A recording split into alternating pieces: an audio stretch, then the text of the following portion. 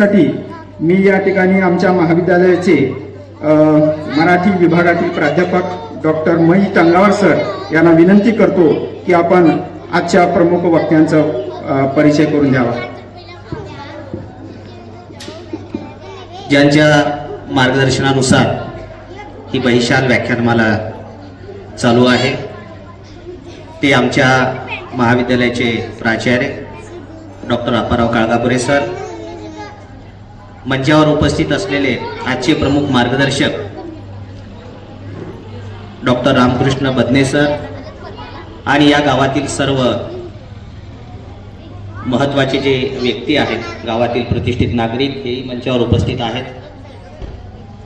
समोर श्रोते आहेत, विद्यार्थी तर वह्या घेऊन या ठिकाणी बसलेले आहेत. खरं तर बहिशाल व्याख्यानमाला मागच्या अनेक वर्षापासून आमच्या महाविद्यालयाच्या वतीनं आम्ही चालवतो,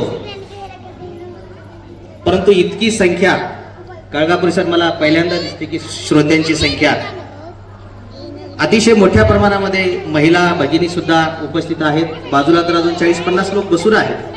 आजूबाजूला बसलेल्या सगळ्या श्रोत्यांना मी विनंती करतो की समोर बसल्यानंतर तुम्हाला जो आनंद मिळणार आहे या व्याख्यानाचा, त्या आनंदाचं वर्णन करता येणार नाही.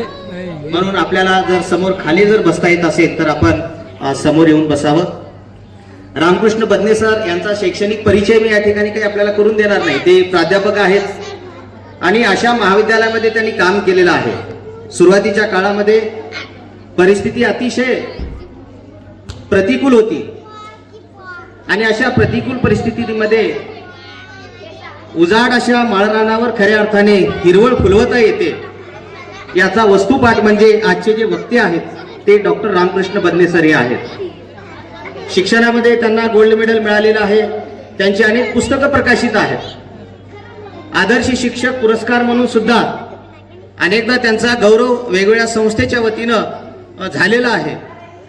परंतु बदने सरांची जी ओळख आहे की आईवर बोलणारे एक वक्ते, या ठिकाणी मी आपल्याला सांगू इच्छितो, आईवर तुम्ही जेवढे व्याख्यान आतापर्यंत ऐकलात आणि भविष्यात तुम्ही ऐकणार आहात अशा पद्धतीचं व्याख्यान तुम्हाला कदाचित तुम्ही मागे कधी ऐकलं नसाल आणि भविष्यात सुद्धा ऐकणार नाही. इतकं उत्कृष्ट आईवरचं व्याख्यान बदने सर हे बोलतात. म्हणून समाजाचं, कारण शिक्षकाचं काम आहे, समाजाचं सुद्धा एक विद्यापीठ असते. त्या विद्यापीठामध्ये आपल्याला पदवी मिळत नाही, परंतु त्याही विद्यापीठामध्ये जाऊन आपण निस्वार्थपणे काम केलं पाहिजे आणि हे काम करण्याचं हे कार्य बदने सर हे सातत्यानं करीत आहेत. बदने सर एक प्रवचनकार आहेत. सुरुवातीला त्यांनी 150 ते 200 कीर्तन सुद्धा केलेली आहेत वारकरी संप्रदायात. सरांचा आवाज सुद्धा अतिशय उत्कृष्ट आहे.